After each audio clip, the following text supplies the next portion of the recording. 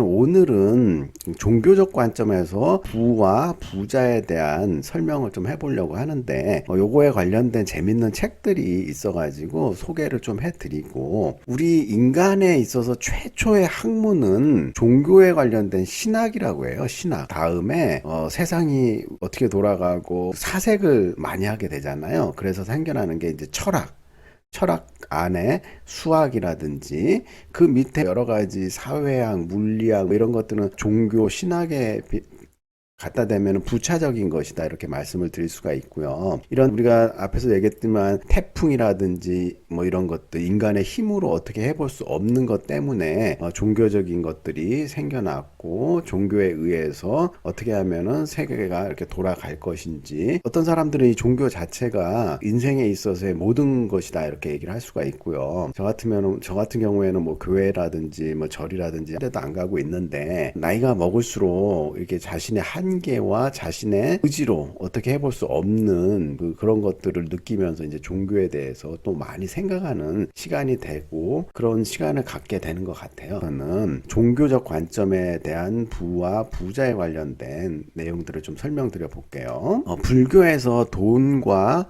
부자 관점에 대한 책을 소개하고 있는데, 윤성식 교수님의 책을 중심으로 불교에서의 돈에 대한 관점을 소개하는데, 불교도 경전이 엄청나게 많잖아요. 이 경전의 근거를 두면서 부처님이 말씀하신 돈과 부자에 대한 내용들을 이렇게 소개했다는 데서 굉장히 참신하고 재밌게 기억이 나고요. 그다음 기독교 입장에서는 고신대학교 교수님이신 양락흥 교수님의 청빈에 관련된 재밌는 책이 있고요. 같은 기독교인데도 김동호 목사님 같은 경우에는 많이 벌어서 많이 베풀고 11조도 내고 이런 재밌는 관점을 책을 소개했고, 행복을 위한 5가지 원칙이라고 이 내용들을 쭉 풀어쓰고 있는데요. 이 2가지 관점에 대해서 뒷부분에 자세히 설명을 드리고요. 우리 예수님께서는 원래 고리대금업자 굉장히 싫어했죠. 이 지옥불에 떨어질 사람들이다 해가지고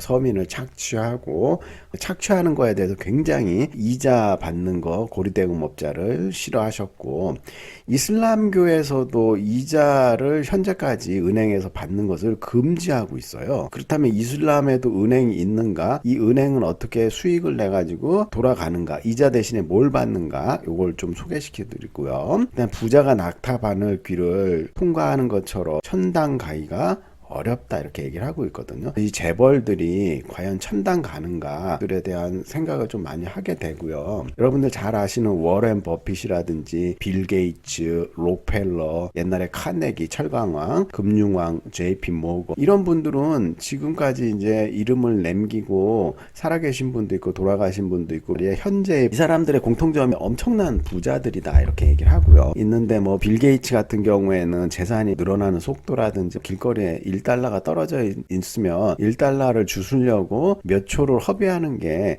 더 손해다, 뭐 이런 계산도 한 사람이 있어요. 실질적으로 빌 게이츠한테 물어봤어요. 땅에 1달러가 떨어져 있으면 주술 거냐고. 근데 빌 게이츠가 하신 말씀이 죽겠다, 그렇게 얘기를 하셨고, 그러니까 워런 버핏도 그렇고 젊었을 때 어떻게 벌었냐면은 투자를 하는 회사를 하나 선정을 한 다음에 여러 사람들을 지인을 모아가지고요, 대주주가 된 다음에 회사를 압박을 하는 거예요. 압박가지고 배당금을 내놔라라든지 회사 정책을 어떻게 하라든지 해가지고 투자 수익을 많이 올렸죠. 굉장히 많은 이익을 얻었어요. 빌 게이츠도 MS-DOS를 갖고 독점적으로 이렇게 컴퓨터에 넣어가지고 판매를 했죠. 윈도우 체계가 거의 독점이나 다름이 없었어요. 록펠러도 정유, 철도 이런 것들을 통해 가지고 굉장히 거부가 됐죠. 근데 이제 처음에 이제 독점적으로 다 중소 정유회사라든지 그 다음에 철도회사들 전부 다 망하게 해가지고 본인이 독점해가지고 이제 돈을 많이 벌었고요. 철강왕 카네기도 철강 관련돼가지고 독점적 수익을 많이 얻었고, 금융업계에 JP 모건도 초기엔 독점적 장을 했는데,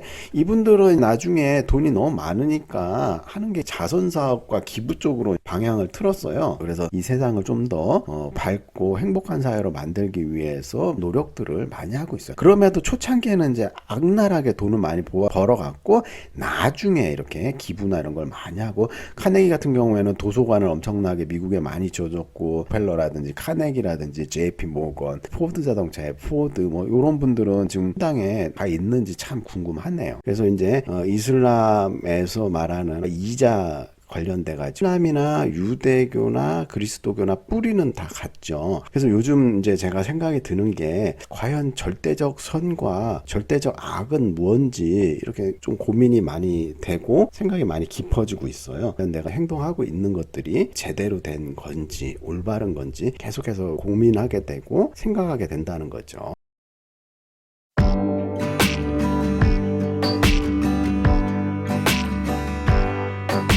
윤성식 교수님의 부처님의 부자 수업, 김동호 목사님의 행복한 부자를 위한 5가지 원칙, 양락훈 교수님의 깨끗한 부자, 가난한 성직자 관련된 책, 그 다음에 이자 없는 이슬람 은행에 대한 설명 블로그 얘기해드리고, 이슬람 은행에는 이자가 없다라는 책이 있어요. 요거 간략히 소개하면서 요번 22탄을 마무리하도록 할게요. 교보문고 사이트에 보면은 윤성식 교수님의 부처님의 부자 수업 해갖고 2015년도에 책이 나왔는데, 불교 경전이 엄청나게 많이 있잖아요. 근데 그 많은 경전 중에 어느 문구에서 부처님께서 돈에 관련된 말씀을 하셨고, 돈을 많이 벌어라 뭐 이런 식으로 설명을 하셨다고 했는데, 그런 것들을 이렇게 다 하나하나를 불경책을 공부하면서 인용했다는 거에 굉장히 의미가 있고, 부처님도 무소유보다는 돈을 많이 벌어서 행복한 삶을 살아라 이런 것들을 얘기했다는데 굉장히 센세이션함을 제가 느꼈어요. 그래서 요 책 관련된 그 도서관에서 좀 빌려보는 것도 좀 괜찮고요. 간략히 좀 소개를 드리자면은, 죽음의 고통보다 가난의 고통이 더 크다고 얘기를 이렇게 하고 있네요. 그 돈에 대해 진지하게 성찰해보고, 윤성식 교수님은 고려대학교에서 교수 생활도 하시고, 동국대학교에서 불교학 박사학위도, 텍사스 오스틴 경영대학원에서 교수까지 하셨어요. 돈과 욕망 앞에서 정직해지자. 그리고 부처님은 돈에 대해서 많은 말씀을 남겼고, 우리 뇌는 가난을 합리화한다.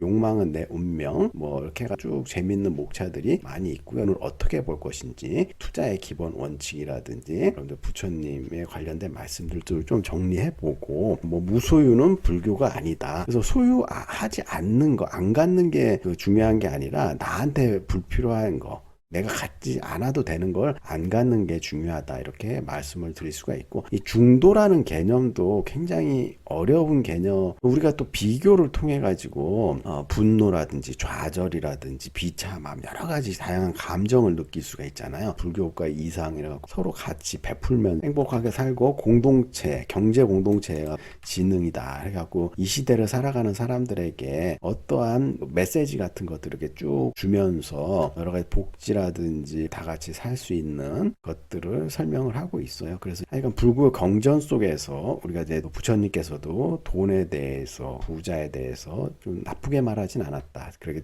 깨끗하게 돈을 버는 거에 대해서 장려하고 그런 것들을 얘기하고, 다 같이 이제 더불어 살 수 있는 보시, 그 중에서도 무상보시, 이런 것들을 굉장히 중요시했다, 이렇게 얘기를 할 수가 있어요. 다음으로 이제 김동호 목사님의 행복한 부자를 위한 5가지 원칙, 이 책도 읽어보면은 굉장히 이제 흥미롭고 재밌는 내용들이 많이 있어요. 2005년도에 나왔는데 이제 오래된 책이다, 이렇게 얘기를 할 수가 있죠. 그렇지만은 이제 여기 일반적인 이제 내용들 해가지고 부유한 마음, 행복한 삶을 만들어주는 김동호 목사의 메시지. 이 책이 제가 읽을 때는 잘 몰랐는데 굉장한 베스트셀러였다고 그러네요. 목사님께서 어떻게 돈을 벌어야 되고, 열심히 돈을 벌어갖고 많이 베풀면서, 그 다음에 세금도 낼 거 다 내면서 이렇게 행복하게 살자, 이런 것들을 주장했고, 2005년도 당시만 해도 10억 만들기 열풍이라든지 부자 아빠, 가난한 아빠, 이런 책들이 굉장히 히트를 치던 세상이었고요. 그 다음에 이제 뭐 카드빚, 복권 당첨, 행복하지 않다. 그러니까 제1 원칙으로 돈에 매여 살지 말고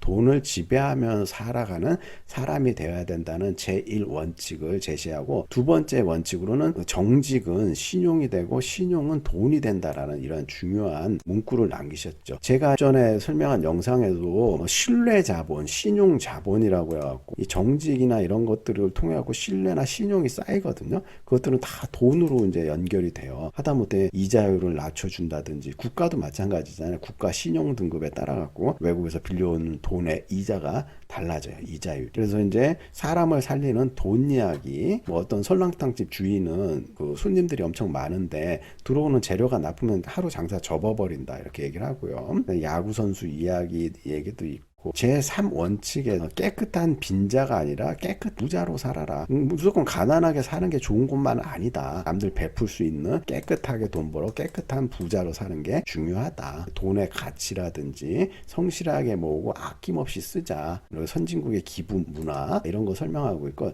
네 번째 원칙으로 내가 벌었다고 다 내 돈이 아니다. 돈을 보이지 않는 다른 사람들에 의해서 도움을 받았거든요. 그렇기 때문에 이 돈을 쓸 때는 신중하게 다른 사람들을 위해서 써야 되고, 여기 뭐 여러 가지 뭐 좋은 내용들이 많아요. 선생님께 돈 봉투를 드리면 말아라. 내 자식만 귀한 게 아니라 다른 자식에게도 공평하게 대하길 바라면은 선생님한테 돈 봉투 주지 말고, 자녀에게 유산 많이 물려주지 말아라. 돈으로 인생을 가르쳐라. 경험을 많이 쌓게 하고, 노블리스 오블리제 정신을 실천하고, 오른손이 한 일을 왼손이 모르게 하라. 이제 불교에서 말하는 무상보시랑 똑같거든요. 내가 도와줬다고 티내거나 그러지 말고 잊어버리고 그거에 대한 대가를 바라지 않는 무상보시, 요게 천국 가는 지름길이다, 이렇게 얘기를 할 수가 있어요. 그 다음에 행복한 부자를 위한 5가지 원칙 중에 진정한 삶의 행복은 소유가 아니라 존재가 결정한다. 성경에서 배우는 돈의 진리 해갖고, 이분도 이제 성경책을 쭉 통해가지고 부자가 되려고 예수를 믿는 건 아니고, 고난을 딛고 부를 만들어낸 뭐 다윗 이야기라든지 성경책의 내용들을 인용해가지고 청빈하면서 깨끗한 부자가 될 수 있는 것들에 대해서 5가지 원칙을 통해가지고, 일단 이분은 돈을 많이 벌어라. 정직하게. 그렇게 해서 많이 기부도 하고 교회 헌금도 내고 쓸 만큼 해라. 같은 기독교인데도 김동호 목사님은 열심히 해서 돈 많이 벌어가지고 기부도 많이 하고 좀 떳떳하고 그런 부자로 살라, 이렇게 하고, 성경에서도 그런 부자를 원한다, 이렇게 말씀하셨는데, 고신대학교의 양락흔 교수님이라고 계시는데 성경에서 찾은 자족 향유 나눔의 원리라는 이런 책을 내셨어요. 그리스도인의 지갑 딜레마에 빠지다, 뭐 이런 부제목을 달고 있는데, 이 내용을 보시면 이분은 진짜 정통 그리스도교 중에서도 이렇게 엄격한 규율과 책에 대한, 성경책에 대한 해석, 성경책에 나와 있는 그 말씀을 통해 가지고 하나하나 그 한국 교회의 불균형적 물질관, 성경을 불을 어떻게 보는가, 구약 그다음에 신약, 여기에 나와 있는 그 복의 의미라든지, 그다음에 자족 누림 그리고 나눔, 탐심을 이기는 자족, 일터와 교회에서 일중독 사회, 사유재산과 이윤 추구, 그다음에 목회자들의 무력, 돈에 대한 욕심, 이런 것들을 이제 성경책에서 나와 있는 걸 중심으로 잘 설명을 하셨고요. 가난과 부, 가난한 자들의 하나님, 부자의 의무. 그래서 이 책에서 다양한 우리의 의문점들을 해결하기 위해서 노력을 많이 하셨고, 성경에서 재물에 대해서 뭐라고 말했는지, 성경의 조목조목 부를 복으로 볼 것인지, 청부론과 청빈론 무엇이 문제인지, 11조 어떻게 내고, 저축, 보험, 금융투자는 불신앙의 행위인가, 사유재산 관련된 이윤 추구에 대한 관점, 물질에 사로잡힌 한국 교회, 치유책이 있는가, 성경이 말하는 부자의 의무, 이런 것들을 설명을 하고 있는데, 제가 기억하고 이해하는 이 책의 요지는 좀 청빈하게 돈을 너무 많이 벌려고 하지 말고, 가난하더라도 좀 다른 사람들을 구휼할 수 있는, 도와주고, 내가 이제 최소한의 것에 돈만 있으면 그 돈을 너무 많이 모으려고 무력을 부린다든지 그럴 필요가 전혀 없고, 청빈한 삶을 살아야 된다, 이런 것들을 주장하는 게 핵심 요지다, 이렇게 말씀을 드릴 수가 있고, 제가 이해한 바로는 그렇게 돼요. 또 이제 블로그에서 보면은 이자 없는 이슬람 은행이라고 해가지고, 이슬람권에서는 이자 받는 걸 금지하고 있죠. 이자는 악의 뿌리, 고리대금업, 이런 아주 못된 짓으로 보고 있어요. 그래서 그렇다면 은행은 뭘 먹고 사는가 봤을 때, 돈을 예치를 받아가지고 그거를 합리적인 데다 투자를 해요. 그래서 건설이라든지 기업이라든지 기업체라든지 이런 데 투자를 해갖고 수익이 나오면 그걸로 배당금을 주는 거예요. 배당금, 그러니까 돈을 키워가지고 배당금을 주는 거는 문제가 없는데 고리대금처럼 이자를 받는 건 큰 문제가 있고 또 있어요. 은행에는 이자가 없다라는 게 있는데 이 책을 통해 가지고 이자를 안 받아도 이슬람 은행들이 계속 급성장을 하고 있다는 거예요. 그래서 앞에서 얘기했다시피 이자를 안 받더라도 투자 배당금을 통해 가지고 예치금을 받고 거대 이슬람 금융으로 성장해 나가는 것들을 이렇게 책으로 나와갖고 설명을 하고 있는데, 책이 이제 은행에 대한 이해를 돕는데 큰 도움을 준다는 얘기가 있으니까 관심 있는 사람들은 한 번씩 읽어볼 필요가 있고요. 저 같은 경우도 돈 많이 벌어갖고 좀 많이 베푸는 삶, 다 같이 이렇게 갈 수 있는 그런 것들을 중요시하는 삶이기 때문에 이런 것들을 여러분들한테 관점의 차이라든지 것들을 소개시켰고, 마지막으로 테라사 수녀님은 인생은 낯선 여인 속에서의 하룻밤 같은 삶이다 이렇게 말씀을 하셨거든요. 근데 저는 이 문구가 굉장히 처음 딱 보는 순간부터 싸하면서 와닿더라고요. 우리가 이제 낯선 여인 속에서의 인생을 이렇게 허름하게 살다 갈 것인지, 아니면은 호화로운 호텔에서 참 멋진 삶을 살다 갈 것인지, 그런 것들을 좀 많이 생각을 하게 되거든요. 그래서 될 수 있으면은 좋은 것만 보고 그 다음에 좋은 사람들과 어울리면서 깨끗하고 좀 더 밝은 세상을 만들 수 있게 노력을 하고요. 뭐 윤회라든지 뭐 사후세계 뭐 이런 거 경험해보지 않았고 기억도 안 나잖아요. 그렇다면 뭐 그런 게 있다고 주장하는 사람들이 있으니까 우리가 이제 좀 더 나은 세상을 만들어 갖고 다음 생에 자손들이라든지 우리가 윤회를 한다면 좀 더 좋은 환경에서 기분 좋게 살 수 있게 꾸며주고 만들어주고 시스템을 만드는 게 뭐 종교가 할 일이고 앞으로 우리가 해야 될 일이고, 종교를 그런 관점에서 이제 받아들이는 게 굉장히 중요하고요. 종교의 긍정적인 면들을 이렇게 많이 얘기를 했고, 또 부정적인 면들도 많이 있잖아요. 이제 그런 부정적인 것들에 휘둘려 가지고 모든 재산을 이렇게 탕진한다든지 그런 것들은 굉장히 우리가 조심을 해야 되고, 사이비 종교 이런 데 빠지지 않도록, 사이비 종교는 앞에서 말씀하신 하나님의 기본적인 그 말씀들, 예를 들어 이자놀이라든지 남을 착취한다든지 그런 짓거리 하지 말라고 그랬는데 돌려갖고 하고 착취하고 뭐 이런 것들, 그런 거에 안 당할 수 있는 지혜를 우리가 좀 쌓는 게 굉장히 중요하다 이렇게 말씀을 드릴 수가 있어요. 자, 오늘은 그럼 여기까지 마치도록 할게요.